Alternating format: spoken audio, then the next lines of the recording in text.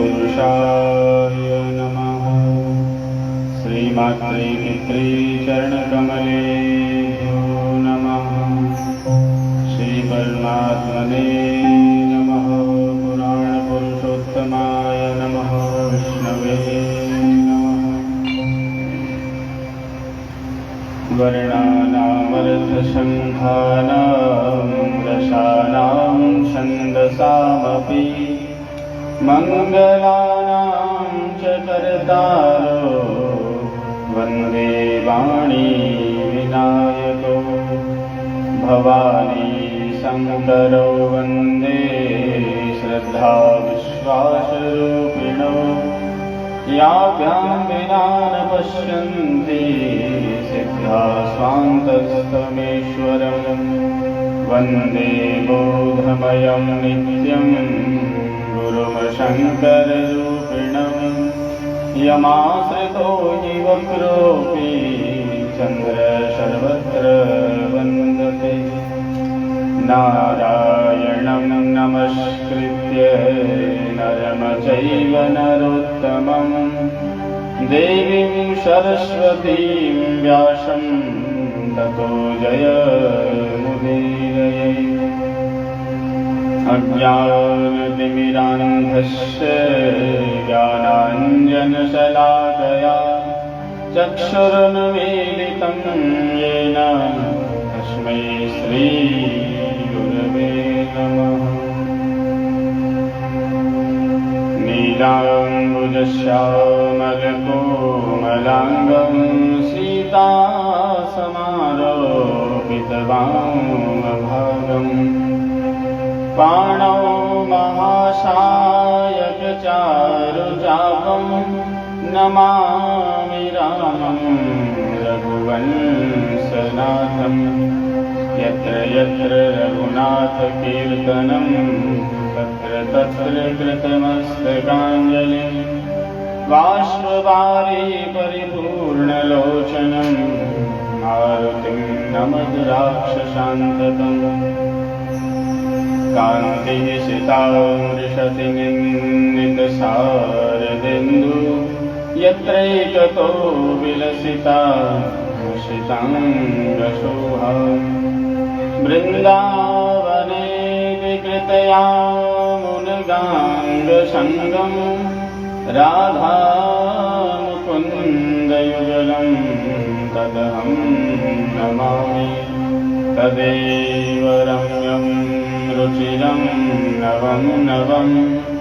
तदेव शश्वन् मनसो महोत्सवम्। तदेव शोकार्णवशोषणं नृणां। यदुत्तमश्लोकयशोऽनुगीयते। नमो भगवते तस्मै वासुदेवाय वेधसे। पपुरज्ञानमयं सौम्याय नमुखाम्भोरुभाषवम्। नमोऽस्तु ते व्यासविशालबुद्धे। फुल्लारविन्दायतपत्रनेत्रम्। तेन त्वया भारततैलपूर्ण प्रज्वालितो ज्ञानमयप्रदीप। व्यासं वसिष्ठनप्तारं शक्तिपौत्रमकल्मषं। पराशरात्मजं वन्दे सुखतातं तपोनिधिं। जन्माद्यस्य तोऽन्वयादितरतश्चार्थेष्वभिज्ञस्वराट्। तेने ब्रह्महृदाय आदिकवये मुह्यन्ति यत्सूरयः। तेजो वारी मृदां यथा विनिमयो यत्र त्रिसर्गो मृषा। धाम्ना स्वेन सदा निरस्तकुहकं सत्यं परं धीमहि। गङ्गातरङ्गरमणीयजटाकलापं। गौरी निरन्तरविभूषितवामभागम्। नारायण प्रियं अनङ्गमदापहारं वाराणसीं पुरपतिं भज विश्वनाथम्। मूकं करोति वाचालं पङ्गुं लङ्घयते गिरिं यत्कृपातमहं वन्दे परमानन्दमाधवम्। कार्पण्यदोषोपहत स्वभाव पृच्छामि त्वां धर्मसम्मूढचेता। यश्रेयशानैश्चितं ब्रूहि तन्मे शिष्यस्तेऽहं साधिमां त्वां प्रपन्नम्। जय जय श्रीराधारमण जय जय नवल किशोर जय गोपी चितचोर प्रभु जय जय माखन चोर। श्री वृंदावन बिहारी लाल की जय। श्री भागवत भगवान की जय। श्री राधा कृष्ण भगवान की जय। जय जय श्री राधे श्याम। परम मंगलमय परम करुणा निधान दीन बंधु दीनानाथ वत्सल अकारण करुणा वर्णाले भक्त वांछा कल्पतरु त्रिदित विनिंदक पीताम्बरधारी भगवान बालकृष्ण लाल की वांगमयी प्रतिमूर्ति श्रीमद् भागवत महापुराण। मंचासीन बाल मुकुंद भगवान मंदिर प्रांगण में विराजमान देव समाज माँ बागेश्वरी पुत्र संगीतकार विप्र समाज भक्तिमती माताएं बहनें और पधारे हुए सभी श्रोता समुदाय सबके अंतर हृदय में परमात्मा की मंगलमय झांकी का दर्शन करते हुए व्यासपीठ से कोटि कोटि नमन वंदन। भगवान की महती अनुकंपा से श्रीमद् भागवत कथा सप्ताह भक्ति ज्ञान यज्ञ के पावन आयोजन में आज हम लोग इस पावन अनुष्ठान की सप्तम दिवस की प्रथम सभा में और कुल मिला के उपसंहार की सभा में प्रवेश कर रहे हैं।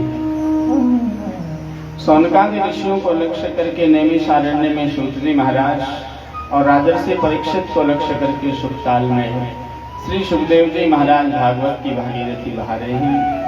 मन और वाणी को पवित्र करते हुए मंगलमय भगवान के नाम के साथ नाम संकीर्तन के साथ हम कथा में प्रवेश करेंगे। श्री राधे राधे गोविंद गोविंद राधे। श्री राधे राधे गोविंद गोविंद राधे। श्री राधे राधे गोविंद गोविंद राधे। श्री राधे राधे गोविंद गोविंद राधे। गोविंद राधे गोपाल राधे। गोविंद राधे गोपाल राधे।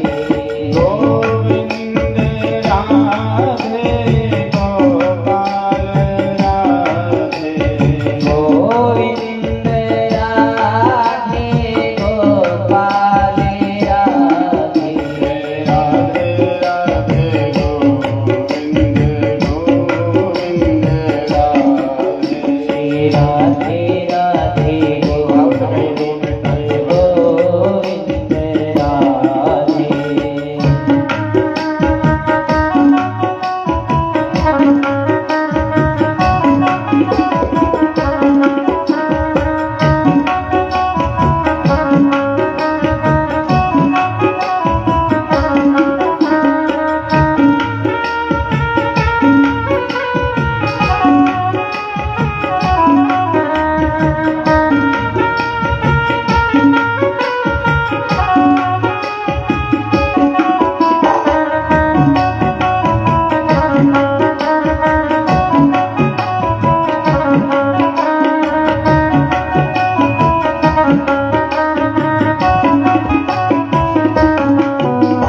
राधे राधे गोविंद गोविंद श्री राधे राधे गोविंद गोविंद राधे राधे राधे गोविंद गोविंद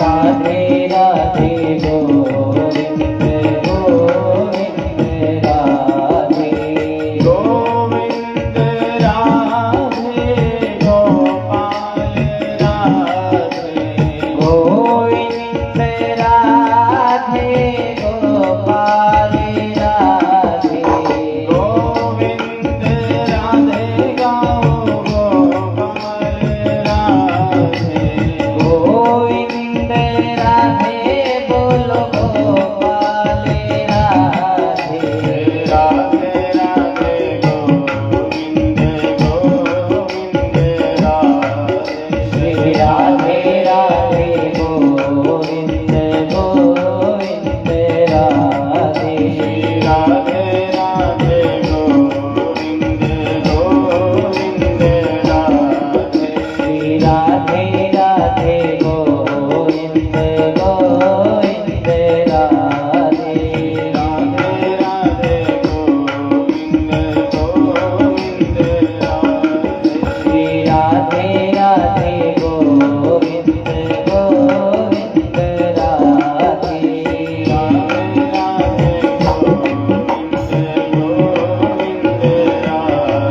श्री राधे राधे गोविंद गोविंद राधे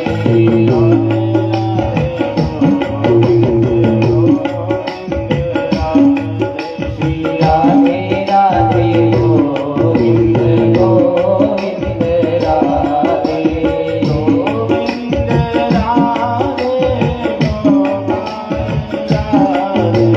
गोविंद राधे गोपाल राधे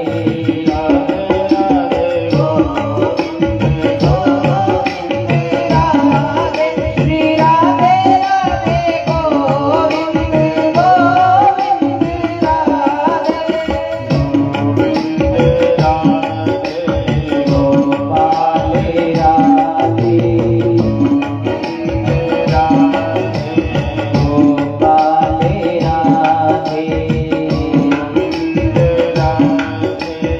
गोपाल राधे गोपाल राधे गोपाल राधे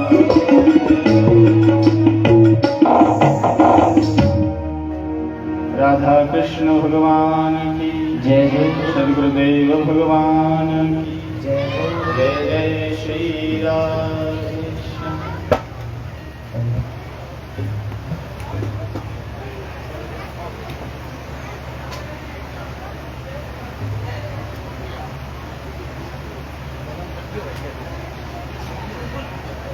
कल सायंकालीन कथा प्रसंग सत्र में हम लोग श्रवण कर रहे थे द्वारिका लीला में भगवान के विवाह की कथा।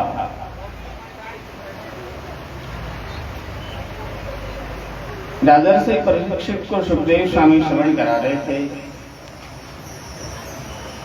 द्वारिका लीलाओं की कथा में रुक्मिणी मंगल की कथा श्रवण कराई। कहा राजन पुरासीत भीष्म को नाम विदर्भादि पतिर्महान।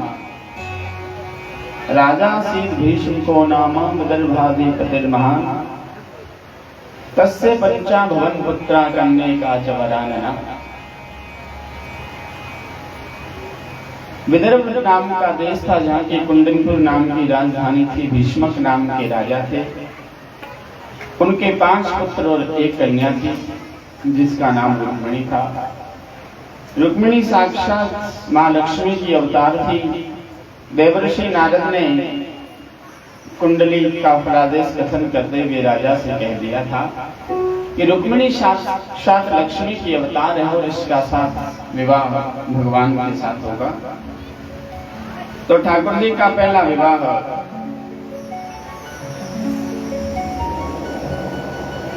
रुक्मिणी जी के साथ संपन्न हुआ। दूसरे विवाह की कथा श्रवण कराते हुए कहा राजन द्वारिका के अंदर एक सत्राजित नाम के सरदार रहते थे। मात्र 1 घंटे की कथा है, आप ध्यान से सुनना। क्या सत्राजित नाम के सरदार रहते थे। वो भगवान सूर्य नारायण के बड़े भक्त और खास सखा थे। सूर्य भगवान की तपस्या करी तो सूर्य भगवान ने प्रसन्न होकर के समंतक मणि प्रदान कर दी। वो समंतक मणि 40 भार सोना, 8 भार सोना यानी 40 किलोग्राम सोना रोज प्रदान करते थे। तो एक दिन ठाकुर जी ने सत्राजित से कह दिया कि आप इतने धन का घर में रख करके क्या करोगे, इसको आप द्वारिका के राज खजाने में जमा करा दो, नहीं तो हो सकता है कल को आप कोई हत्या कर दे। तो सत्राजित ने मना कर दिया और वही मणि सत्राजित का छोटा भाई प्रसेनजित गले में पहन करके एक दिन जंगल में गया था। जंगल में किसी सिंह ने आक्रमण किया, घोड़े से प्रसेनजित को मार करके वो मणि सिंह ले गया। आगे कोई ताकतवर भालू था रीछ, उसने सिंह को मार दिया और वो मणि लेकर के वो भालू अपनी गुफा में चला गया। शाम तक जब घर नहीं लौटा तो सत्राजित ने अपनी पत्नी से कहा, कृष्ण ने मणि मांगी थी, मैंने दी नहीं, हो न हो मेरे भाई की कृष्ण ने हत्या करवा दी। और ये बात पत्नी ने पड़ोसियों को बताई, पड़ोसियों ने अगले वाले पड़ोसियों को बताई। ये तो आपको तो बताइए, बताने की जरूरत ही नहीं, क्योंकि आज तो बता ही दूंगा, दिन कथा का आधी घंटा की और जरूरत है। हाँ, गांव में कोई खबर जल्दी फैलानी हो आपको तो पत्रिका में निकलवाने की, अनाउंसमेंट करने की आवश्यकता नहीं है। घर में श्रीमती जी को बताओ और ऊपर से ये कह दो कि मैं तना बात बताई तो है, पर तू आगे जिक्र ना करे। फिर यहाँ कह के घर के गेट तक आओ, बात हम सारे गांव में घूमते मिल जाएगी। बड़ी कृपा है भगवान।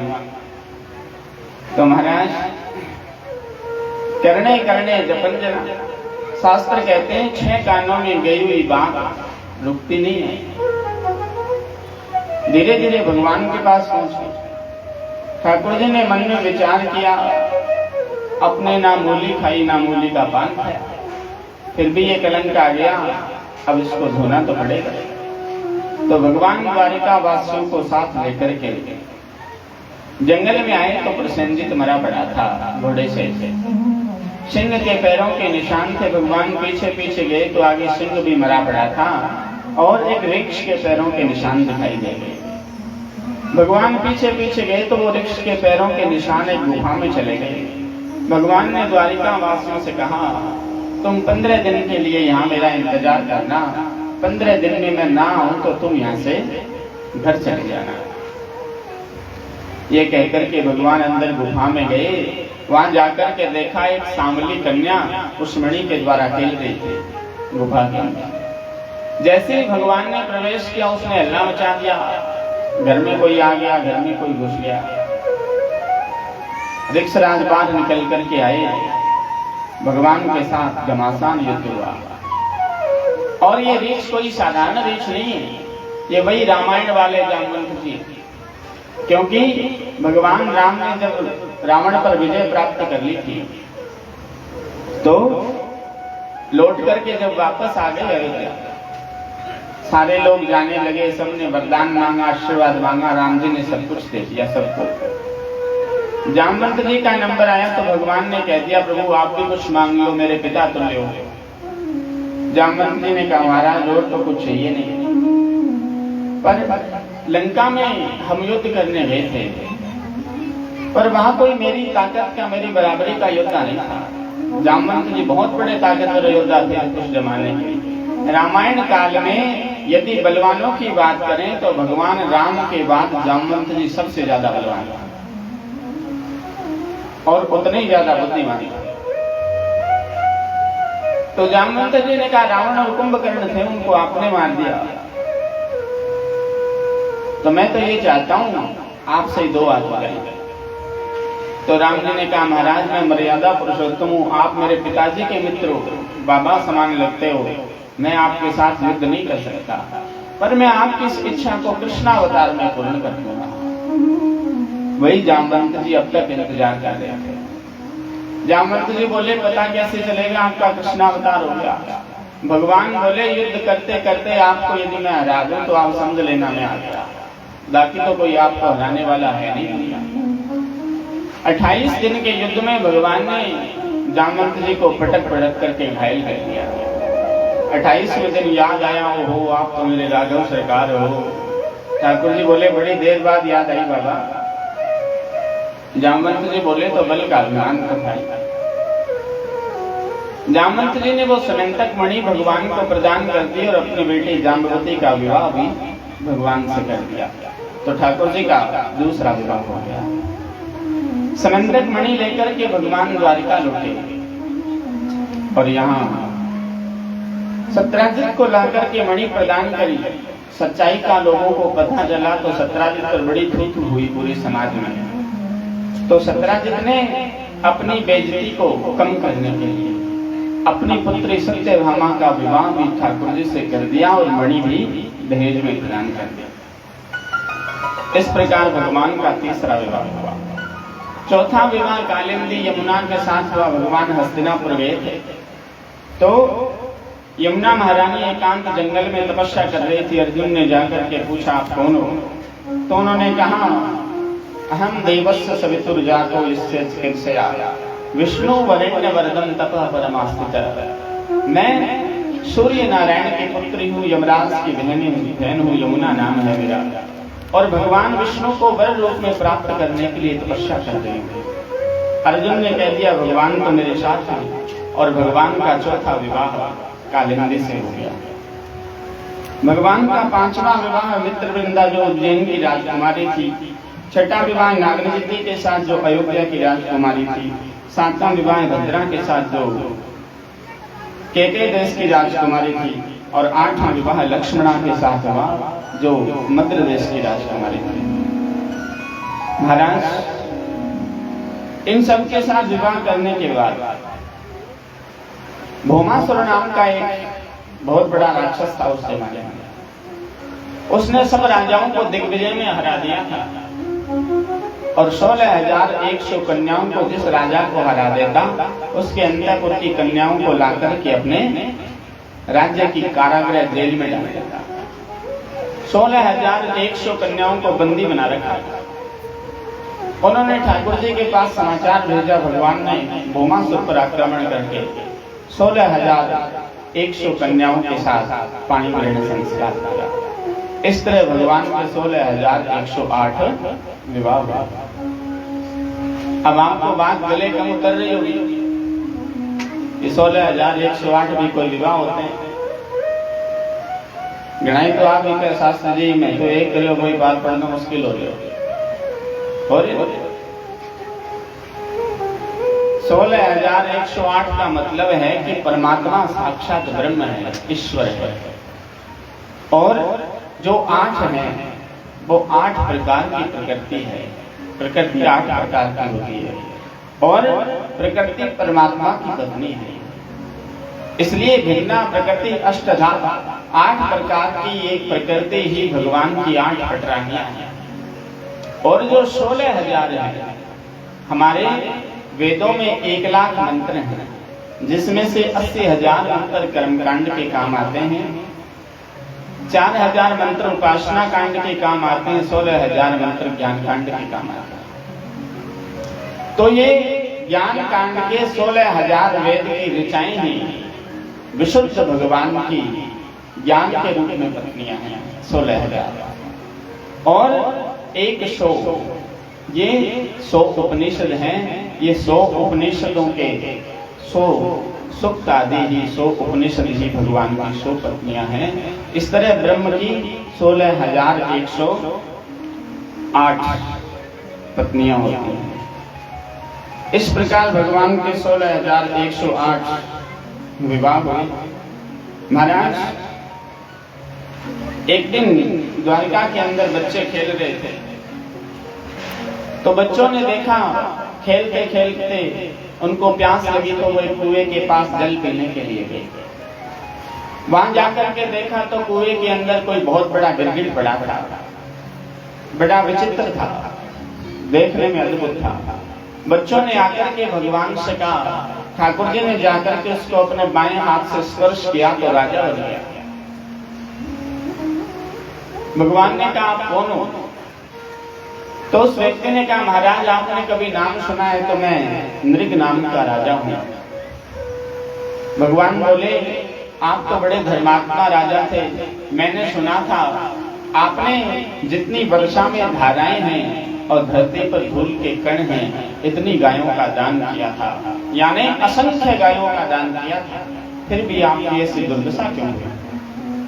राजा ने कहा, महाराज आपकी बात ठीक है, पर एक समय की बात है, एक ब्राह्मण देवता को मैंने गाय दान करी थी और वही गाय फिर दूसरे दिन मेरी गायों में मिल गई, तो मैंने दूसरे दिन किसी और ब्राह्मण को दान कर दिया।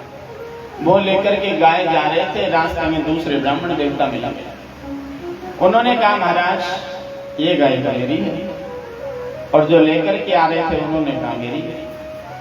तो बोले, निर्णय राजा से ही करवा लें। राजा ने बड़े अभिमान में आकर कह दिया, मेरे यहाँ गायों की कमी थोड़ी है, मैं एक गाय के बदले 100 गाय दान कर सकता हूँ, आप और गाय ले जाओ, ये कोई झगड़ा थोड़ा नहीं। अयाचक ब्राह्मण थे, विप्र देवता ने कहा, आप राजा होकर के भी निर्णय करने में असमर्थ रहे, बात गाय की नहीं थी, बात ठीक निर्णय की। और यदि राजा होकर के आप निर्णय नहीं कर पाओगे तो साधारण प्रजाजन का क्या हाल होगा? वो गाय वहीं छोड़कर चले गए। राजा जब मर करके यमलोक पहुंचे तो उन्होंने कहा, महाराज छोटा सा पाप है, बाकी पुण्य का खजाना बहुत बड़ा है, पाप पहले भोगोगे कि पुण्य? राजा ने कहा, मैं पहले पाप ही भोगूंगा। तो गिरगिट बनकर के द्वारिका के कुएं में आ गया। यानी कथाएं ये कहती हैं, मनोविज्ञान ये कहता है, धर्म ये कहता है कि स्वदत्ताम परदत्ताम वा ब्रह्मवर्तिम हरिचय षष्ठी वर्ष सहस्त्राणि विष्ठायाम जायते क्रमे। अपने द्वारा दी हुई, किसी दूसरे के द्वारा दी हुई आजीविका का हरण नहीं करना चाहिए, किसी दीनहीन गरीब की आजीविका छीननी नहीं चाहिए, उससे छीनते हैं तो नृग को प्राप्त होता है। तो महाराज नृग राजा की कथा का वर्णन किया। देवर्षि नारद ने द्वारिका की लीला में भगवान की अनंत लीलाओं का दर्शन किया। नारद जी के मन में विचार आया, भगवान की लीला देखो। तो महाराज नारद जी द्वारिका में आए, एक कक्ष में प्रवेश किया तो भगवान हवन कर रहे थे, दूसरे में प्रवेश किया। नारद जी के मन में ये विचार चल रहा था कि इतनी पत्नियों के साथ भगवान एक साथ कैसे रहते हैं, देखते क्या। दूसरे कक्ष में प्रवेश किया तो यज्ञ हो रहा था, तीसरे में प्रवेश किया तो गो सेवा हो रही थी, चौथे में प्रवेश किया तो कन्यादान हो रहा था, कहीं भंडारा हो रहा था, कहीं लंगर चल रहा था। नारद जी ने अद्भुत लीलाएं देखी। कहीं जाते हैं तो भगवान नारद जी को प्रणाम करते हैं। एक कक्ष में गए तो भगवान शेष शैया पर विराजमान थे, लक्ष्मी जी चरण दबा रही थी। नारद जी ने प्रवेश किया तो ठाकुर जी ने आते कहा, आइए पुत्र, बड़े दिनों बाद आए हो। नारद जी ने कहा, प्रभु लीला यदि पिछले कक्ष में तो आप मुझे प्रणाम कर रहे थे, तब तो आप कृष्ण बन करके बैठे थे, इस कक्ष में आया हूं तो मुझे प्रणाम करना पड़ रहा है, आप पिता बन करके बैठे। भगवान नारद जी से बोले, नारद जी यही लीला, इन्हीं का स्मरण करते रहो, चिंतन करते रहो, यही तुम्हारे कल्याण का साधन बनेगा। पांडवों ने हस्तिनापुर से दूत भेज दिया राजसूय यज्ञ करने के लिए। युधिष्ठिर जी ने कह दिया, महाराज और तो सबको हरा दिया, ये जरासंध नहीं हार रहा।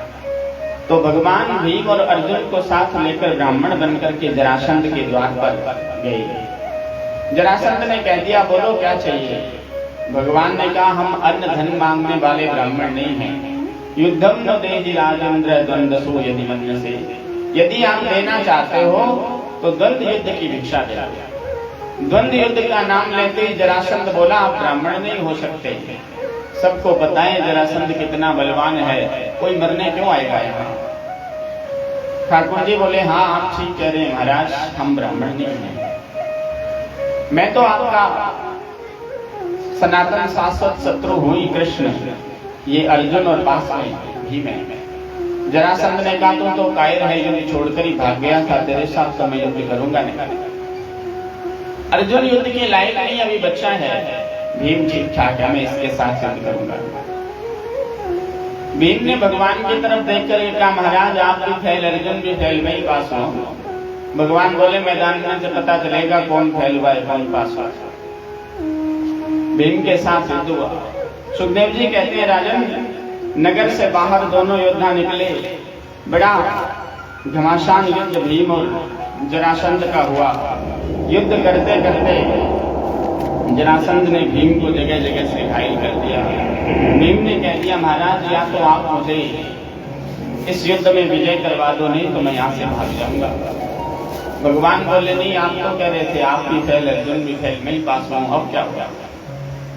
दादा युद्ध तो लड़ते हो पर मेरी तरफ देखते नहीं हो। भीम ने कहा, आपकी तरफ देखने से युद्ध विजयी होता है, तो मैं कल आपकी तरफ देखूंगा। अगले दिन का युद्ध शुरू हुआ। भीम ने भगवान की ओर देखा, ठाकुर जी ने तिनका उठा करके चीर दिया। भीम ने भी गदा का प्रहार किया जरासंध पर। जैसे ही नीचे गिरा, पैर पकड़ के जरासंध को चीर दिया, मुकुट लेकर के हस्तिनापुर आ गए। राष्ट्र यज्ञ शुरू हुआ। सबको अलग अलग सेवाएं दी गई। प्रथम पूजा का प्रश्न था, प्रथम पूजा किसकी की जाए? पितामह भीष्म ने भगवान कृष्ण का प्रस्ताव रख दिया। इस बात को शिशुपाल मानने के लिए तैयार नहीं था। शिशुपाल ने भगवान को बहुत सारी गालियां दी। ठाकुर जी ने कहा, शिशुपाल मैंने बुआ जी को वचन दिया है, मैं तेरे 100 अपराध माफ कर दूंगा, 101 होते तुझे छोड़ूंगा नहीं। शिशुपाल ने 100 गालियां दी। भगवान ने सुदर्शन चक्र उठाया, शिशुपाल का भी उद्धार कर दिया। दुर्योधन आया था यज्ञ में, इंद्रप्रस्थ। पांडवों का महल विश्वकर्मा ने इतना सुंदर बनाया था महाराज कि दुर्योधन को पता ही नहीं चला जल कहाँ है और थल कहाँ है। जहां पर पानी नहीं था वहां पर तो कपड़े ऊपर उठा लिए, जहां पानी था वहां कपड़े नीचे रख करके चलने लगा। तो द्रौपदी ने ऊपर बैठे बैठे द्रौपदी ने हंसी कर दी, अंधों के अंधे ही होते हैं। और महाराज शास्त्र कहते हैं किसी को बुरा शब्द नहीं कहना चाहिए। द्रौपदी ने इतना कहा था, अंधों के अंधे ही होते हैं। ये 2 ही शब्द महाभारत के बीज बोए थे, महाभारत के युद्ध के कारण बने थे। दुर्योधन ने कह दिया, मेरा अपमान किया है, मैं इसका बदला लेकर रहूंगा। इसलिए संत जन और शास्त्र कहते हैं, वाणी ऐसी बोलिए जो मन का आपा खोए, ओरन को शीतल करे आपो शीतल होए। पर आजकल का जमाना अलग है। आजकल तो लोग कहते हैं, वाणी ऐसी बोलिए जो सबसे झगड़ा होए, पर उससे कभी न बोलिए जो आपसे तगड़ा हो, क्योंकि उससे बोलेंगे तो बत्ती सी अंदर चली जाएगी। महाराज इसलिए आदमी पैसे से धन से गरीब हो सकता है, शब्दों से गरीब नहीं होना चाहिए। अच्छे शब्द बोलने चाहिए। तीर कमान से बात जुबान से निकलने के बाद वापस नहीं आती। और संत जन भजन में कहते हैं, भर जाता घाव तलवार का, बोली का घाव हरे ना। इसलिए भले ही किसी को थप्पड़ मार दो, लेकिन ओछे शब्द नहीं बोलने चाहिए आदमी को। ओछे शब्द अंतर हृदय में घाव कर जाते हैं, फिर वो बार बार याद आते हैं, अमुक व्यक्ति ने मुझे भरी सभा में ये बात कही।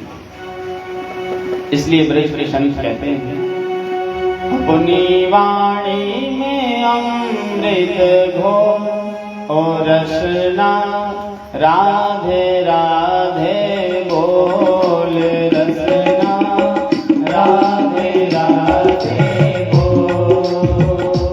अपनी वाणी में अमृत घोर और रसना, राधे राधे बोल और रसना, राधे राधे बोल।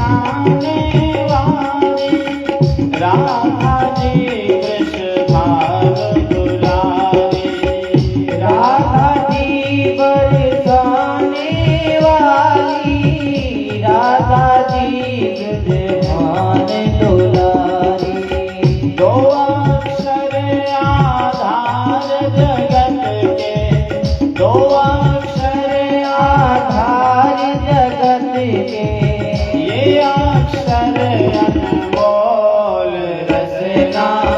राधे राधे बोल रचना, राधे राधे बोल। अपनी वाणी में अमृत हो, अपनी वाणी में अमृत हो, ओ रचना राधे राधे बोल, ओ रचना राधे राधे बोल।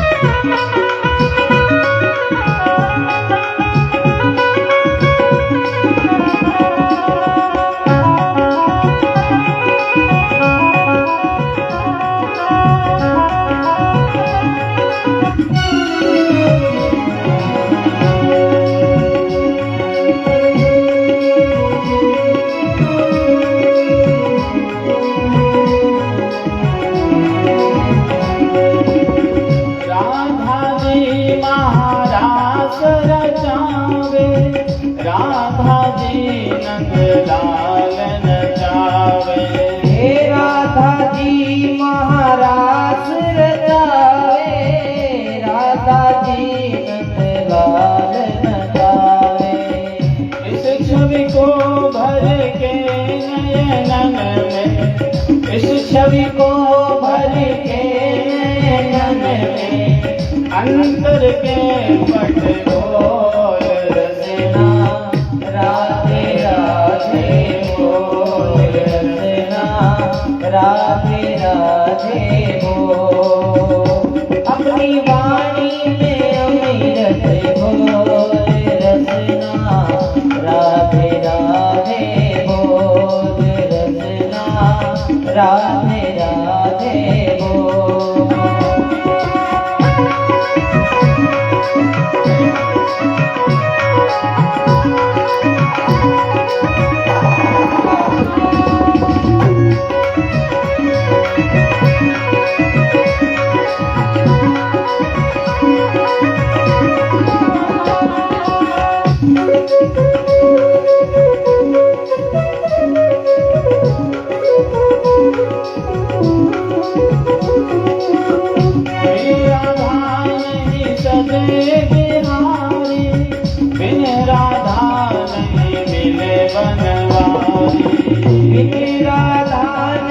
सजे बिहारी, बिन राधा नहीं मिले बनवारी।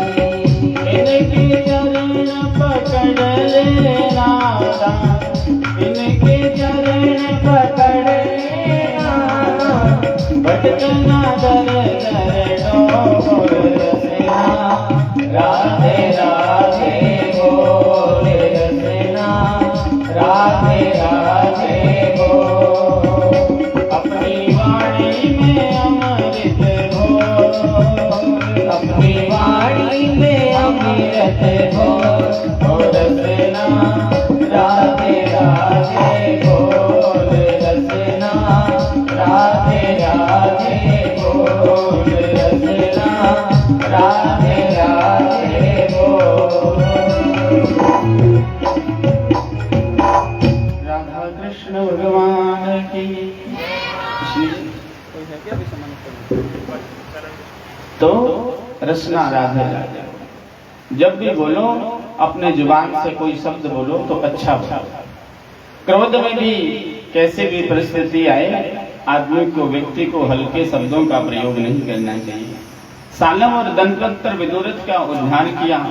बलराम जी तीर्थ यात्रा करने निकले थे तो नैमिषारण्य क्षेत्र में जाकर सूत जी महाराज का उद्धार हुआ।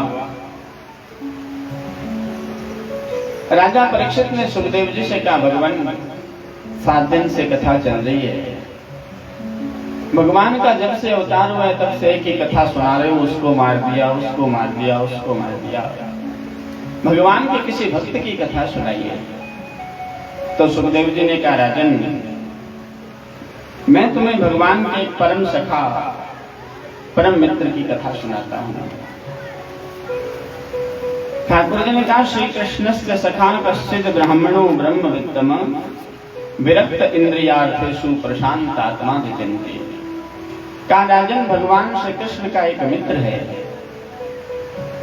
ब्राह्मणो ब्रह्मवित्तम, जो ब्राह्मण है, ब्रह्मवित्त में ब्रह्म को जानने वाला है, ब्रह्म नाम को ही धन मानने वाला है, और विरक्त इंद्रियार्थेषु प्रशांत आत्मा जितेंद्रिय, इंद्रियों से पूर्ण रूप से विरक्त है और केवल शांत नहीं है, प्रशांत है। इतना धीर गंभीर व्यक्तित्व है और जितेंद्रिय है। का महाराज नाम सुदामा है। आजकल कथाओं में सुदामा चरित्र की झांकी दिखाई जाती है। उस झांकी में एक व्यक्ति को सुदामा बना देते हैं, दो द्वारपाल बना देते हैं, फिर वो सुदामा जी अंदर प्रवेश करते हैं और द्वारपाल धक्के मार मार करके उनको गिराते हैं। महाराज,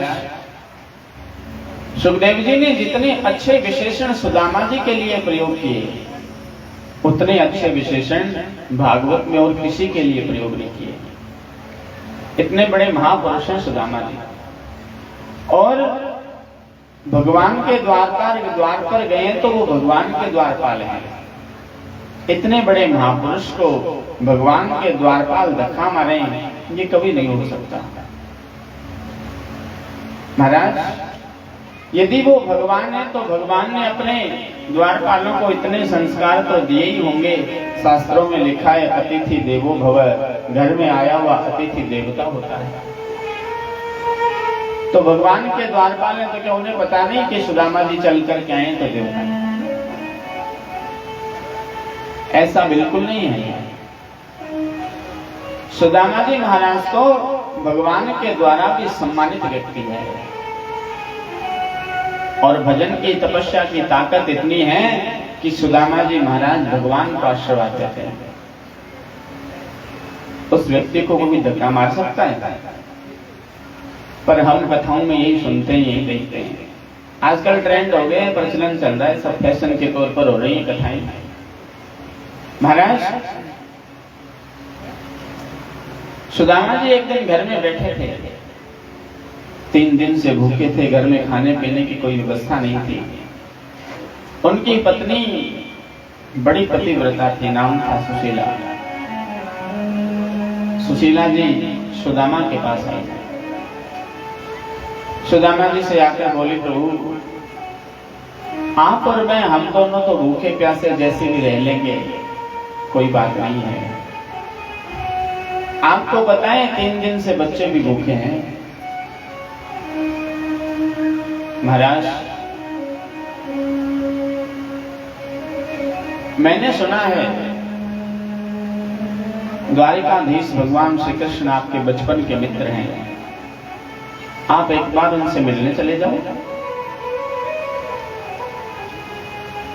सुदामा जी ने सुशीला से कहा, देवी, जब आंखें बंद करता हूं तो मैं तो अपने आप को वहीं पाता हूं, फिर क्या मिलने जाना, क्या आना।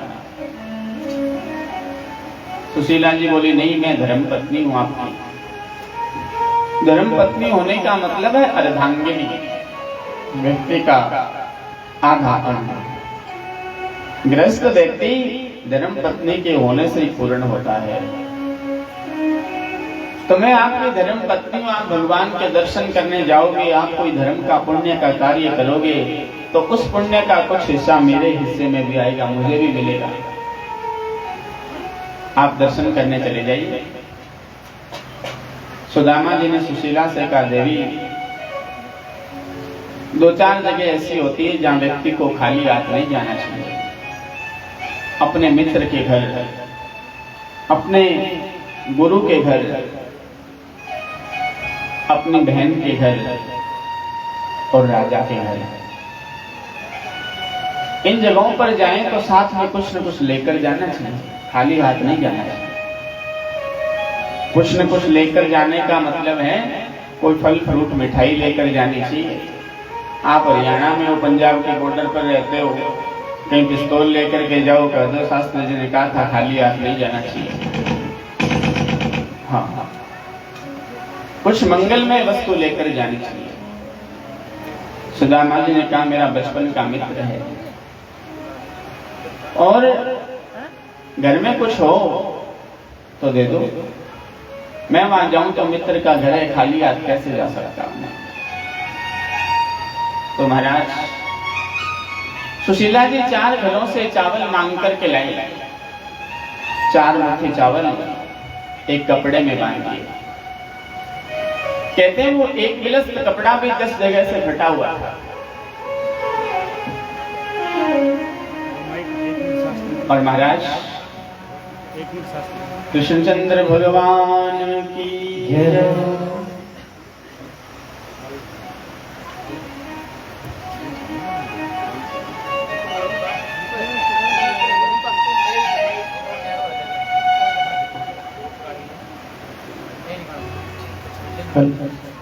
कृष्ण भगवान की जय। हमारे बीच में श्री जसवीर सिंह जी दसा व्यास में पर विराजमान हमारे शास्त्री जी, उनको सम्मानित करेंगे।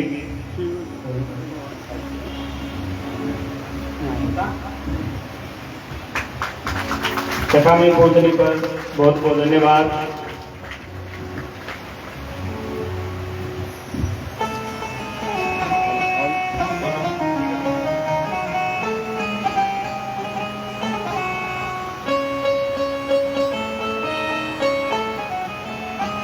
तो महाराज सुदामा जी को 4 मुट्ठी चावल एक कपड़े में बांधे हुए और वो चावल की पोटली लेकर के रवाना हो गए द्वारिका के लिए।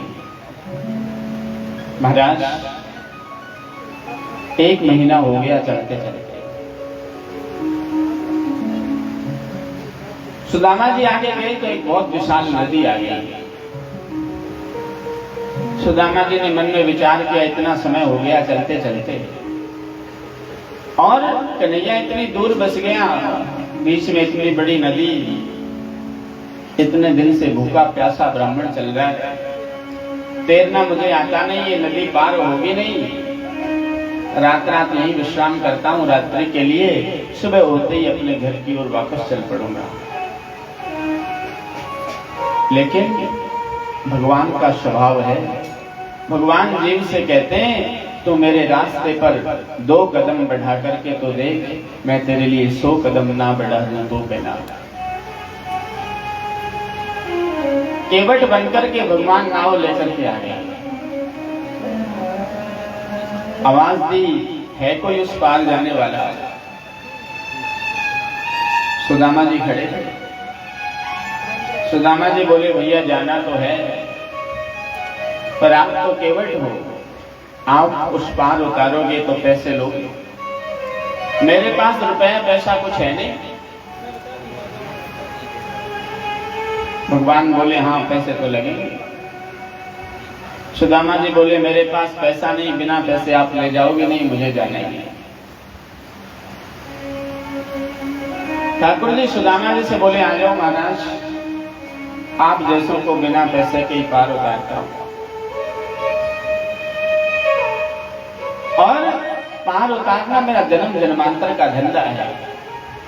महाराज ये तो छोटी सी नदी है, मैं तो दुनिया के कितने अनंत करोड़ों जीवों को भव सागर से हर रोज पार उतारता हूं। भगवान से बड़ा केवट इस दुनिया में कोई नहीं है। गोकुल में शाम के समय सारे ब्रजवासी यमुना के किनारे आकर के आरती कर रहे थे।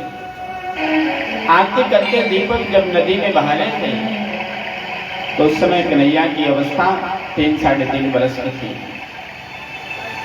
वो दीपक नदी की धारा में बहते जा रहे थे, आगे खड़े हुए कन्हैया उन दीपकों को पकड़ते और किनारे लगा रहे थे। नंदरानी ने पूछ लिया बेटा हम आरती करके दीपक बहा रहे हैं तो इनको किनारे क्यों लगा रहा है? कन्हैया बोले माँ मैं ईश्वर हूँ और मेरा स्वभाव है, मैं मेरे देखते देखते नदी की बीच मझधार में किसी को बहने नहीं देता, जो मेरे सन्मुख आ जाता है मैं उसको किनारे लगा ही देता हूँ। भगवान ने सुदामा जी से कहा आप भी बैठिए, आपको भी उस पार उतारता हूं। केवट बने हुए ठाकुर जी ने सुदामा जी को नाव पर बिठाया।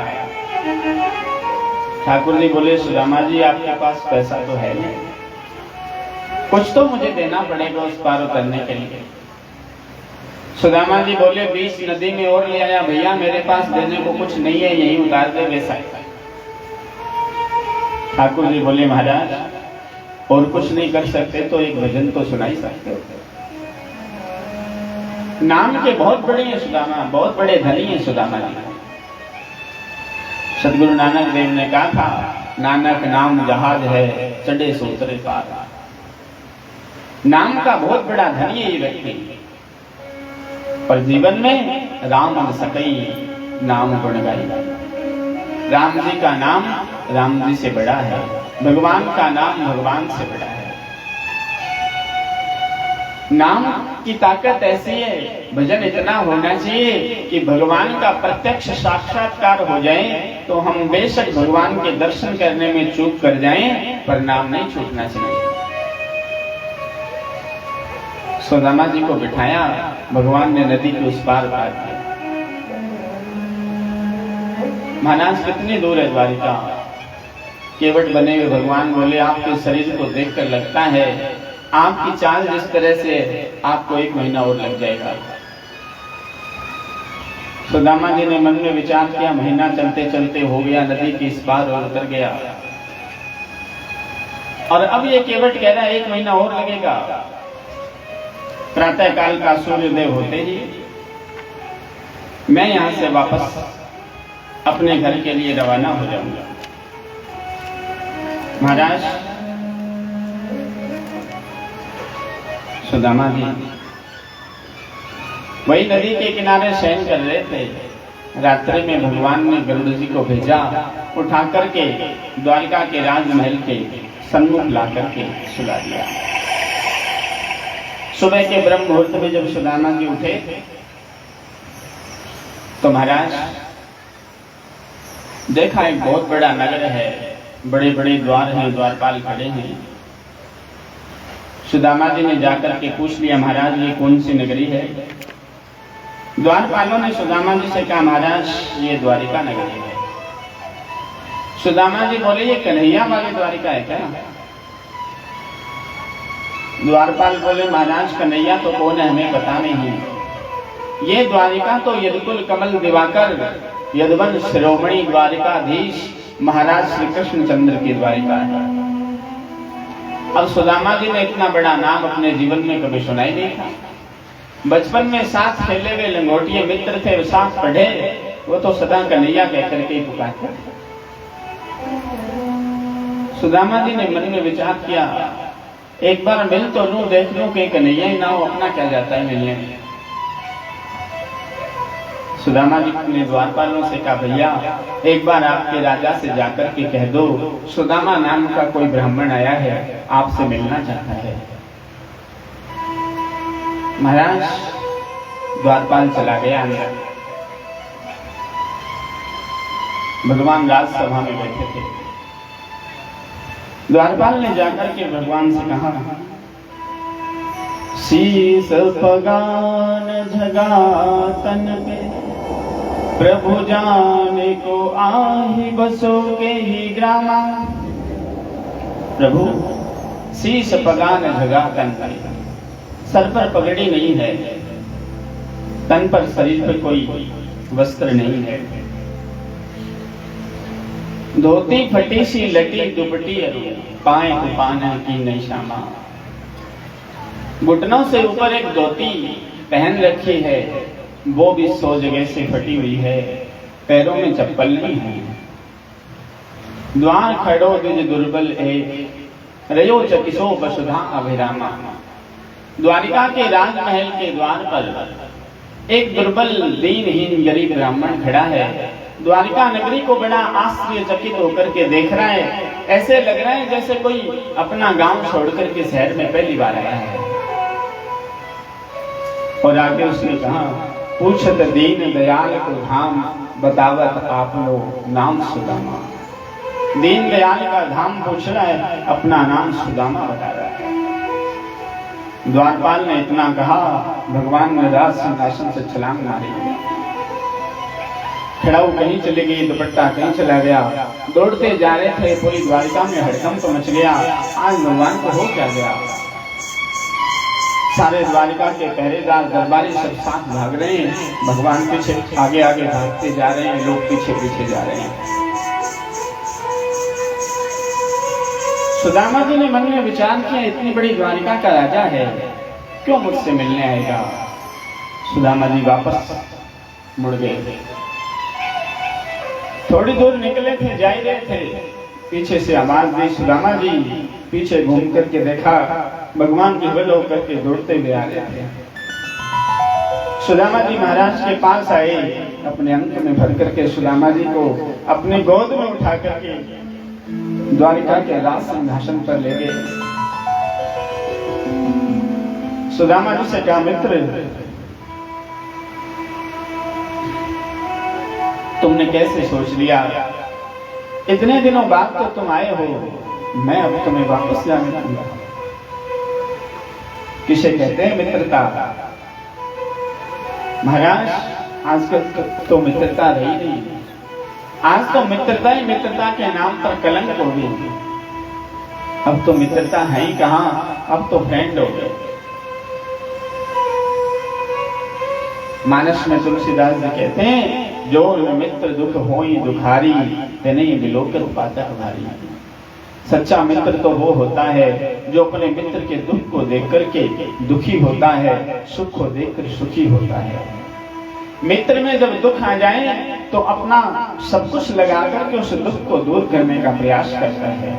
अपने मित्र के रज के कण के समान दुख को भी हिमालय के समान समझ करके उसको निवारण करने का प्रयास करता है, और अपना सुमेरु पर्वत के समान दुख भी अपने मित्र को रज के कण के समान बताता है। वो सच्चा मित्र होता है। पापान निवारयति योजयते हिताय। पाप के रास्ते पर, अधर्म के रास्ते पर जाते हुए अपने मित्र को उस रास्ते से हटा करके ठीक रास्ते पर लगा दे, सच्चा मित्र वो होता है। महाराज अब तो कहां मित्रता रही? सुग्रीव जी की मित्रता कराई हनुमान जी ने राम जी से। सुग्रीव जी में 100 के 100 अवगुण हैं, एक भी सद्गुण नहीं है। कायर है, बाली के डर के मारे भाग गया है, पत्नी बच्चों को वहीं छोड़ करके आया है। इतना भागता है आदमी अपने जीवन में, भागते भागते इसने भागने में पीछे कर रखी है। लेकिन एक सबसे बड़ा सद्गुण है कि ये व्यक्ति हनुमान जी की आंखों पर भरोसा इतना करता है जितना अपनी आंखों पर नहीं करता। राम जी धनुष बाण लेकर के आ रहे थे, हनुमान जी को भेज दिया, जाकर के पता करके आओ कौन आ रहे हैं। बाली ने तो नहीं भेजा मुझे मारने के लिए, और बाली ने भेजा हो तो इशारा कर देना, मैं यहां से भी भाग जाऊंगा। जीवन भर भागा ही नहीं, पर दुनिया में कितने ही भाग लो समाधान नहीं हो सकता जब तक अंदर नहीं भागोगे। बाहर मन की गति बड़ी निर्द्वंद है, निर्बाध है, मन बड़ा भागता है। जब ये अंदर भागना शुरू कर देगा तब समस्या का समाधान मिलेगा। महाराज हनुमान जी ने राम जी से कह दिया, प्रभु ये आपका मित्र है, ऐसा कोई संत मिल जाए जो जीव को ले जाकर के उसका हाथ भगवान से पकड़ा दे और भगवान से कह दे कि ये आपका मित्र है। राम जी ने हनुमान जी से कहा, आपने मेरा मित्र बता दिया तो बताओ किस दुख के कारण सुग्रीव जी यहाँ रहते हैं, जंगल में रहते हैं। राम जी ने पहले अपना दुख नहीं बताया, सीता हरण हो गई, मैं तो उनकी खोज में फिर रहा हूं, अपना दुख नहीं कहेगा। सुग्रीव ने कहा, महाराज हम 2 भाई हैं, बाली ने मार करके निकाल दिया, इसी कारण यहाँ रहता हूं। राम जी ने सुग्रीव जी से कहा, राम जी ने कहा, कह सुग्रीव मारू बाली एकई बाण, ब्रह्म रुद्र शरणागत गए नोबने प्राण। मेरे मित्र की ऐसी दशा करने वाले बाली को ऐसा बाण मारूंगा, ब्रह्मा विष्णु और शंकर की शरण में जाने पर भी उसके प्राण नहीं बचेंगे। और पहले बाली बन करके सुग्रीव को राजा बना दिया। उसके बाद भगवान ने चर्चा करी कि जानकी का हरण हो गया, मैं तुम्हें की खोज में फिर रहा। इसे कहते हैं मित्रता। अपने मित्र के दुख के सामने जो अपना दुख भूल जाए वो सच्चा मित्र होता है। महाराज कन्हैया ने लाकर के अपने सिंहासन पर सुदामा जी को बिठाया। सुवर्ण की झरिया में जल लेकर महारानी रुक्मिणी आई। भगवान ने नीचे बैठकर के सुदामा जी के पैरों को हाथ लगाया। महाराज इतनी बीमारियां फटी थी, खून झर रहा था, सैकड़ों कांटे लगे हुए थे, जगह जगह से पैर कटे हुए। ऐसे बेहाल विवाहिंसों पग कंटक जाल लगे पुन जोए। ठाकुर जी ने कहा, हाय महादुख पायो सखा, तुम आए किते न किते देर खोए। देख सुदामा की दीन दशा, करुणा करके करुणा निधि रोए। पानी परात को हाथ छुयो नहीं, नैन के जलसों पर पड़े। सुदामा जी की ऐसी दशा देखी, भगवान ने रोए। अपनी आंखों के पानी से सुदामा जी के पैर धो दिए। सुदामा जी ने कहा, कन्हैया क्यों ऐसा करता है, क्यों मेरे पैर धो रहा है? भगवान कहते हैं, महाराज इतना बड़ा महापुरुष मेरे द्वारिका का कितना बड़ा सौभाग्य, कितना बड़ा सौभाग्य उदय हुआ है। आज मैं इन चरणों का चरणामृत अपने द्वारिका में छींटा दूंगा, जिससे मेरी द्वारिका पवित्र हो जाएगी। बताओ, जिस द्वारिका में भगवान रहते हैं क्या वो द्वारिका अपवित्र है? पर सुदामा के भजन का प्रताप इतना है। भगवान गीता में कहते हैं, ये यथामाम प्रपद्यन्ते तांस तथैव भजाम्यहम्। अर्जुन, जो व्यक्ति जैसे मेरा भजन करता है ठीक उसी तरह मैं उसका भजन करता हूं। और महाराज सुदामा जी से ठाकुर जी ने कहा, इतने दिनों बाद आए हो,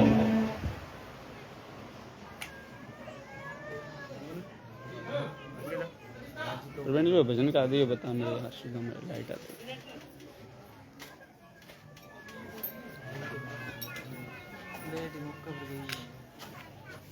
सारा प्रसंग ही खराब हो गया।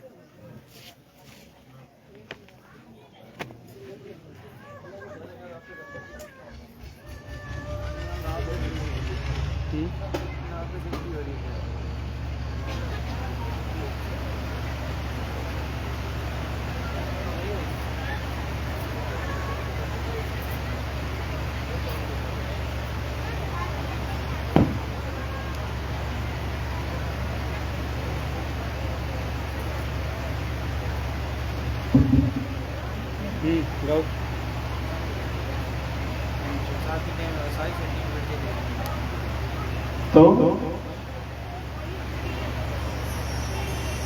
ठाकुर जी ने सुदामा जी से कहा, सुदामा जी बड़े दिनों बाद आए हो, अब तक आपको मेरी याद नहीं आई? सुदामा जी ने कहा, महाराज ऐसा समय कब आता है जब मैं आपको भूल जाऊंगा? मैं तो हर वक्त हर समय आपकी याद करता हूं। और ठाकुर जी ने सुदामा जी से कहा, महाराज जब से आश्रम से निकले हैं कोई समाचार ही नहीं मिला। आपने कोई विवाह शादी करी कि नहीं करी? सुदामा जी ने कहा, कन्हैया इच्छा तो नहीं थी, माता पिता ने कह दिया, उनका आग्रह था तो विवाह करना पड़ा। ठाकुर जी ने सुदामा जी से कहा, महाराज जब आपने विवाह कर लिया तो मेरी भाभी श्री ने मेरे लिए कुछ भेंट तो भेजी होगी। संकोची सुदामा ने मन में विचार किया, इतनी बड़ी द्वारिका का राजा, 56 भोग लगते हैं, रोज 36 प्रकार के व्यंजन बनते हैं। मेरे पास कपड़े में 4 मुट्ठी चावल है, वो भी 4 तरह के 4 घरों से आए अलग अलग चावल, इनका क्या खाएगा? सुदामा जी मौन हो गए। ठाकुर जी को पता चल गया ये देने वाले नहीं। भगवान ने बगल में हाथ डाल करके वो चावल वाली पोटली छीनी, मुट्ठी भर करके एक मुट्ठी चावल मुख के अंदर डालते भगवान ने कहा, अनेक विश्वात्मा तर्प्यंताम, सारे विश्व की आत्माएं तृप्त हो जाएं, मैं एक लोक का राज्य सुदामा को देता हूँ। दूसरी मुट्ठी फिर उठाई, मुख में डाला और कह दिया, अनेक विश्वात्मा तर्प्यंताम, मैं दूसरे लोक का राज्य भी सुदामा को देता हूँ। और तो किसी को पता नहीं चला, रुक्मिणी को पता चल गया। तीसरी मुट्ठी चावल उठाया, रुक्मिणी जी ने हाथ पकड़ लिया, महाराज 2 लोग तो पहले से दे दिए, तीसरा भी दे दोगे तो खुद कहाँ लोगे। ठाकुर जी बोले, इतना बड़ा महापुरुष है, इसकी चरणों के रज का दास बन करके जीऊंगा, आपको अब राजा बन करके जीने की इच्छा नहीं रही। रुक्मिणी जी ने कहा, बड़े बरस रहे हो, आपको पता है भृगु ऋषि ने आकर के सीने में लात मारी थी, वो भी ब्राह्मण था।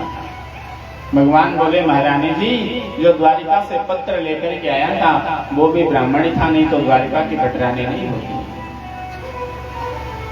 हाँ गई। बता मेरे यार सुदामा रे, भाई घने दिना में आया। बता मेरे यार सुदामा रे, भाई घने दिना में। बता मेरे यार सुदामा रे, भाई घने दिना में आया। बालक हर जब आया करता, रोज खेल के जाया करता। बालक हर जब आया करता, रोज खेल के जाया कर। हुई के तकरार सुदामा रे, भाई घने दिना में। हुई के तकरार सुदामा रे, भाई घने दिना में आया।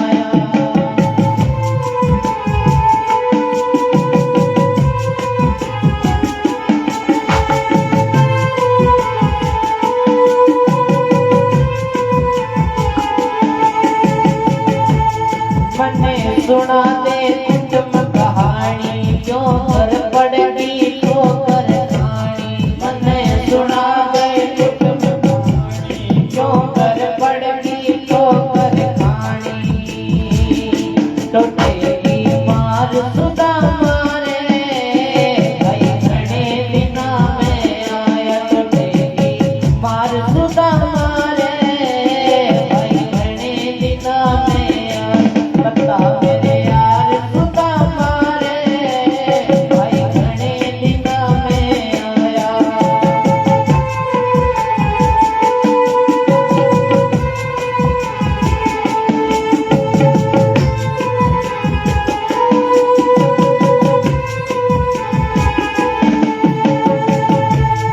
सब बच्चों का हाल सुनाते, मिसरानी की बात बताते। सब बच्चों का हाल सुनाते, मिसरानी की बात बताते। क्यों गया हाल सुदामा रे, भाई घने दिना में। क्यों गया हाल सुदामा रे, भाई घने दिना में। बता मेरे यार सुदामा रे, भाई घने दिना में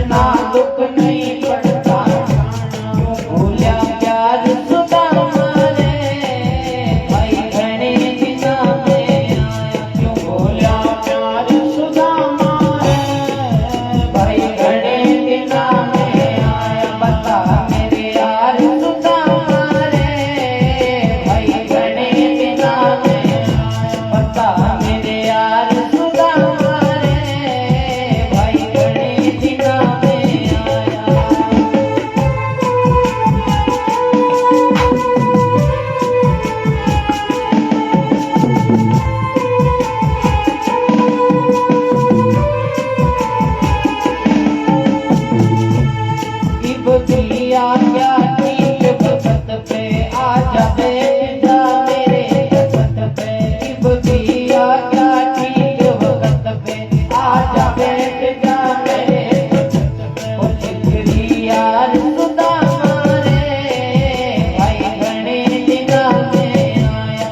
जिगरी यार सुदामा रे भाई घने दिना में आया।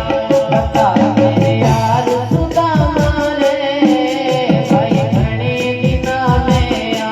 बता मेरे यार सुदामा रे भाई घने दिना में आया।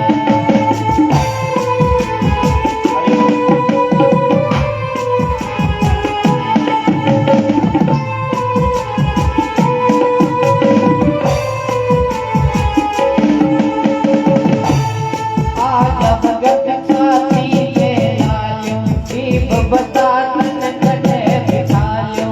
आजा भगत साथी के लालियो दीप बता तन कटे बिठालियो। बता मेरे यार सुदामा रे भाई घने दिना में आया। बता मेरे यार सुदामा रे भाई घने दिना में आया।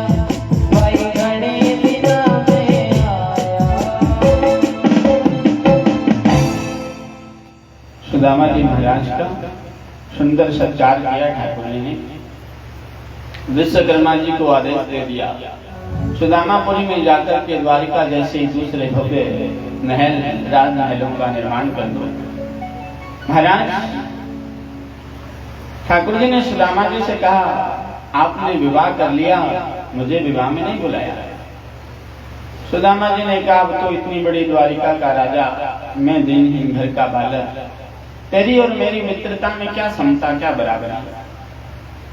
ठाकुर जी ने कहा सुदामा जी मित्रता में गरीबी और अमीरी नहीं देखी जाती। मित्रता गरीबी और अमीरी देखकर नहीं होती, मित्रता तो मन से होती है। दूसरे दिन प्रातः काल का सूर्योदय हुआ। सुदामा जी ने भगवान से कहा कन्हैया अब मुझे सुदामापुरी के लिए जाना है। ठाकुर जी ने कहा महाराज आप जाना है, इतने सिद्ध महापुरुष हो, जाते हुए आशीर्वाद तो ले जाओ। एक तरफ बैठी भगवान की सब रानियां पटरानियां एक एक करके आ रही थी। रुक्मणी प्रणाम करती हूँ। सुदामा जी कह रहे हैं अखंड सौभाग्यवती हो। मन में विचार किया वो दो होगी, राजा हैं बड़े तो चार होंगे। सत्यभामा प्रणाम करती हूँ अखंड सौभाग्यवती हो। 100-200 निकल गई। सुदामा जी वो अखंड सौभाग्यवती नाम तो छूट गया, सीधा नाम रह गया सौभाग्यवती हो, सौभाग्यवती हो। 200-400 और निकली तो वो सौभाग्यवती भी छूट गया, सीधा ही हो रहा है भाव, जो आ रही है भाव।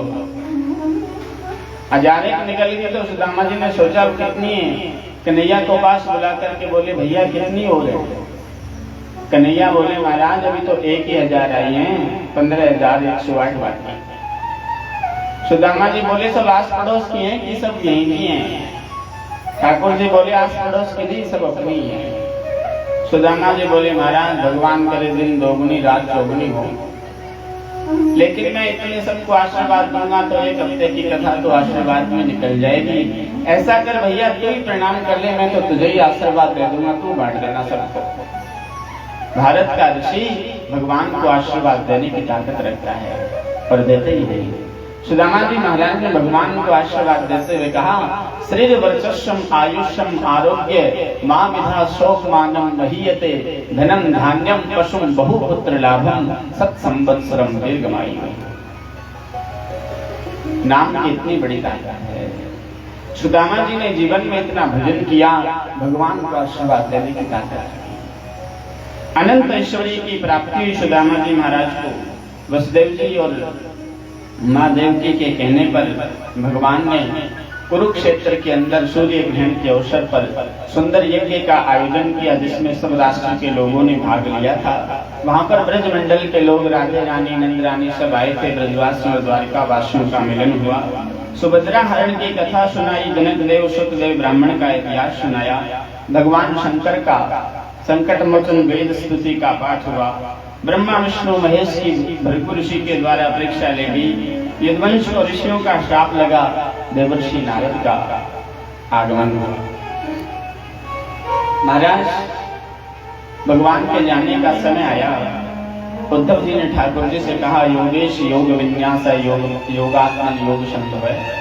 प्रभु आप योगी हो, आप योगियों के अधीश्वर हो, योग किसे कहते हैं ये आप मुझे समझाइए। देवर्षि नारद से भगवान कह रहे हैं, नारद जी जो प्रश्न आपने मुझसे पूछा है यही प्रश्न एक बार हमारे पिता महाराज, हमारे पूर्वज महाराजा यदु ने दत्तात्रेय ऋषि से पूछा था। कहते हैं दत्तात्रेय ऋषि जंगल में विराजे थे। एक पेड़ के नीचे दत्तात्रेय ऋषि शयन कर रहे थे। राजा यदु घोड़ा लेकर के रास्ते से जा रहे थे। देखा एक घनघोर भयानक जंगल में कोई हट्टा कट्टा व्यक्ति पेड़ के नीचे सो रहा है। राजा यदु ने उतर करके प्रणाम किया, पूछा महाराज आप कौन हो? जवाब मिला, मैं तो दत्तात्रेय हूं।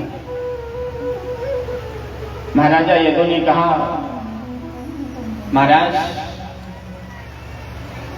आप इतने भयानक जंगल में दूर दूर तक कोई शहर, कोई नगर, कोई गांव दिखाई नहीं देता, आपके खाने पीने का क्या प्रबंध होता है? दत्तात्रेय ने राजा यदु से कहा, राजन मैं योगी हूं और योगी को खाने पीने की आवश्यकता नहीं होती। योग के द्वारा सारी क्रियाएं पूर्ण हो जाती हैं। राजा ने पूछा, महाराज ऐसे योग में क्या रखा है जिसके लिए आपने दुनिया छोड़ दी? आपने योग सीखा कहां से? तो दत्तात्रेय जी कहते हैं राजा से, राजन मैंने अपने जीवन में 24 गुरु बनाए जिनसे योग सीखा। क्या मैंने पृथ्वी को गुरु बनाकर के सीखा। योगी के जीवन में, व्यक्ति के जीवन में धरती की तरह सहनशीलता होना चाहिए। धरती पर हम कितने अत्याचार करते हैं, प्रत्युत्तर में धरती माता एक दिन भी हमारे ऊपर कोई आक्रमण नहीं करती, कोई प्रहार नहीं करती। वायु से हवा को गुरु बनाकर सीखा। हवा 24 घंटे चलती है, अच्छे स्थान से भी होकर निकलती है, बुरे स्थान से होकर भी निकलती है, पर वायु पर किसी भी स्थान का विकार नहीं होता। पृथ्वी, वायु और आकाश को गुरु बनाकर के सीखा। योगी के व्यक्ति के विचारों में आकाश की तरह विशालता होनी चाहिए। अपोगनी चंद्रमा रवि। मैंने जल को गुरु बनाकर सीखा। मनुष्य का जीवन जल की तरह शीतल होना चाहिए। अग्नि को गुरु बनाकर के सीखा। व्यक्ति के जीवन में ज्ञान की अग्नि प्रज्वलित रहनी चाहिए, ज्ञान का दीपक हर समय जलना चाहिए। गीता में भगवान कहते हैं अर्जुन से, ज्ञानाग्नि दग्ध कर्माणं तमाहु पंडिता। ज्ञान की अग्नि के द्वारा ज्ञानी लोग अपने सारे कर्मों को जला करके भस्म कर देते हैं। महाराज चंद्रमा से गुरु बनाकर सीखा। जब भी निकलते हैं संसार को शीतलता प्रदान करते हैं। रवि सूर्य को गुरु बनाकर सीखा। 12 घंटे प्रकाश देते हैं। योगी का, व्यक्ति का जीवन सूर्य की तरह प्रकाशित होना चाहिए ज्ञान से। कबूतर को गुरु बनाकर के सीखा। संसार के परिवार में रह करके भजन करना होता है, ज्यादा आसक्ति नहीं करनी चाहिए। बहेलिया था, उसने आकर के जाल बिछाया। कबूतर के बच्चे उस जाल में फंस गए। माँ ने मन में विचार किया, बच्चे नहीं रहे, मैं रह करके क्या करूंगी? माँ भी फंस गई। कबूतर ने सोचा, पत्नी नहीं रही, बच्चे नहीं रहे, तो कबूतर भी फंस गया। बहेलिये ने मन में विचार किया, ऐसे समझदार कबूतर तो रोज हाथ आ जाए तो ही अच्छा है। इसलिए ज्यादा मोह माया में ग्रसित नहीं होना चाहिए। व्यक्ति को समाज में रहकर भी भजन करना चाहिए। अजगर को गुरु बनाकर के सीखा। आदमी को आवश्यकता से अधिक प्रयत्न, जो प्राप्त है वो पर्याप्त है, उसमें संतुष्ट रहना चाहिए, असंतोष नहीं होना चाहिए। अजगर करे न चाकरी, पंछी करे न काम, दास मलूका कह गए सबके दाता राम। भगवान सबकी व्यवस्था करते हैं। समुद्र को गुरु बनाकर के सीखा। व्यक्ति के जीवन में, विचारों में समुद्र के जैसी गहराई होनी चाहिए। छोटी छोटी बातों पर क्रोध नहीं करना चाहिए। छोटी सी बात पर किसी को अपशब्द नहीं कहने चाहिए। विचार बड़े धीर और समुद्र की तरह गंभीर होने चाहिए। मधुकृत गजा शहद निकालने वाले को गुरु बनाकर सीखा। मधुमक्खी आती है, संग्रह करती है और शुक्ल पक्ष के अंतिम दिन वो आता है बहेलिया और शहद निकाल करके ले जाता है।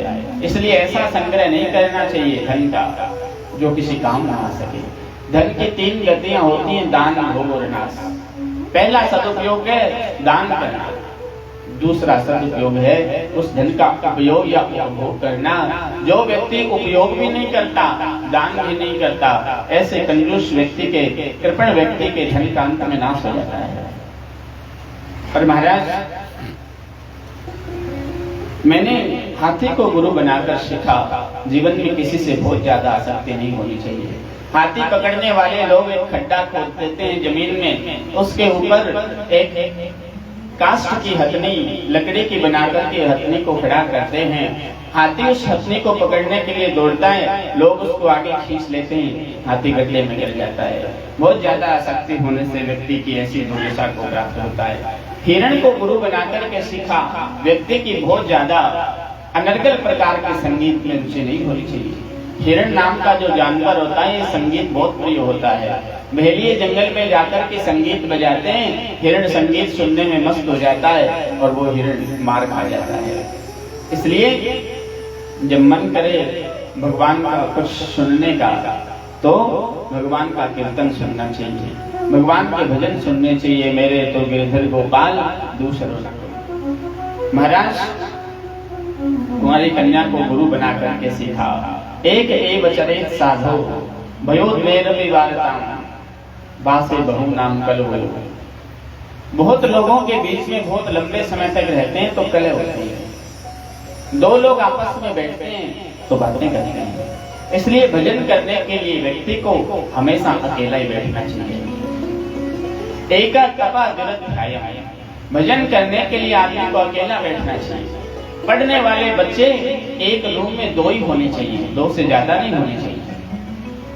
और दोनों बालक एक ही विषय के होने चाहिए।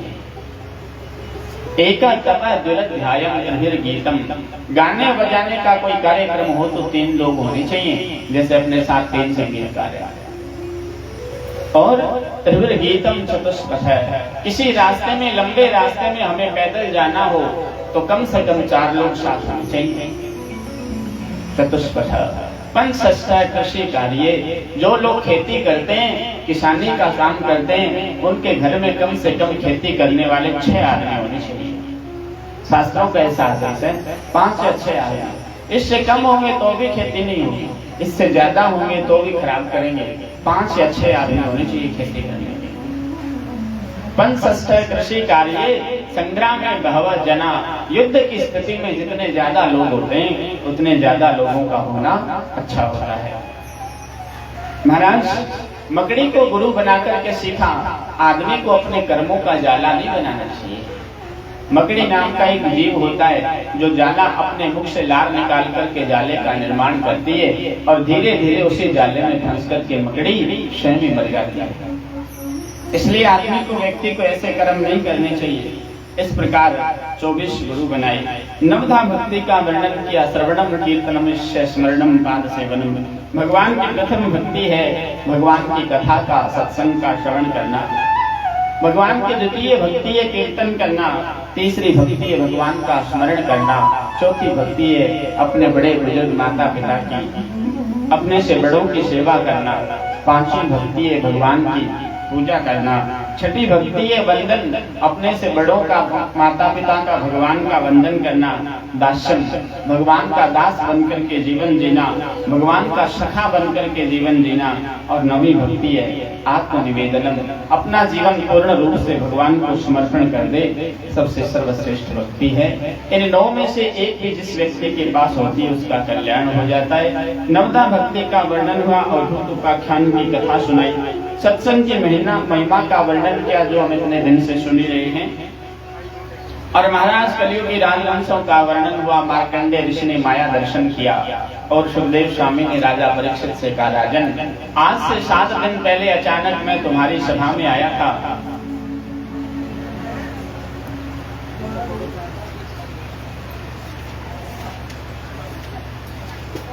बस मैं तो 2 मिनट और लूंगा। मैं तो 2 ही मिनट और लूँगा बस। लास्ट तुम बोल दी बंद कर दिया, तुमने कर दिया कैसा कैसा सम्मानित कर दिया लास्ट में बोल दी। कोई नहीं बुलाएंगे। आजा सुल्तान 1 मिनट अच्छा।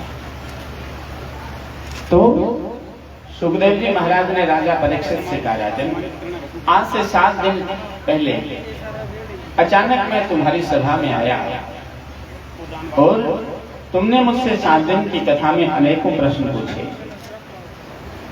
मैंने सब प्रश्नों का समीचीन उत्तर दिया। अंतिम प्रश्न अब मुझे तुमसे करना है। राजा परीक्षित से सुखदेव जी ने पूछा, राजन क्या तुम मरोगे? परीक्षित जी ने 1 मिनट भी विचार नहीं किया, तुरंत उत्तर दिया, महाराज मैं जन्मा ही नहीं हूं तो मरूंगा क्यों?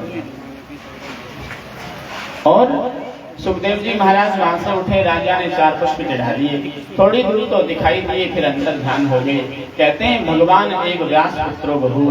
राजा परीक्षित को मुक्त करने के लिए स्वयं भगवान ही सुखदेव बनकर के आए थे।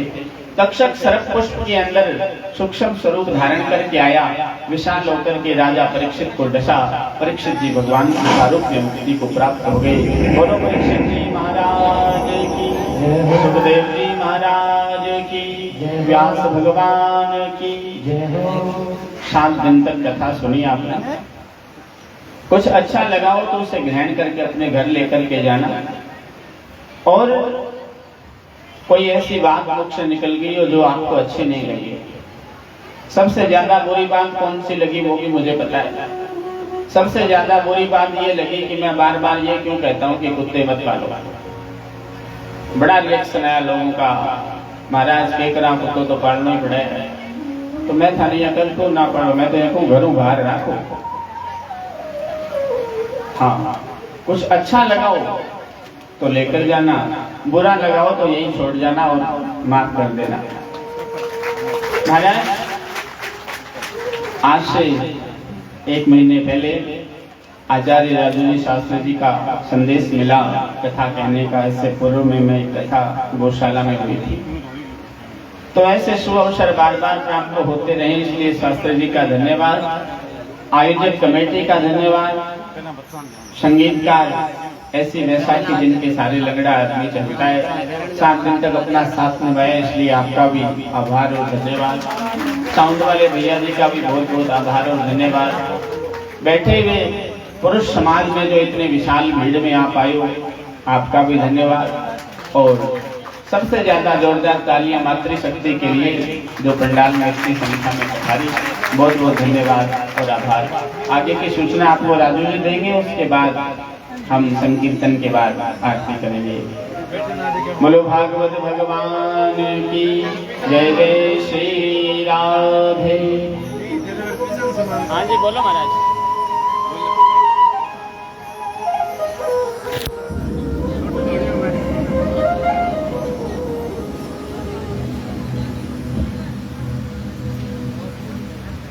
बोलिए कृष्ण भगवान की।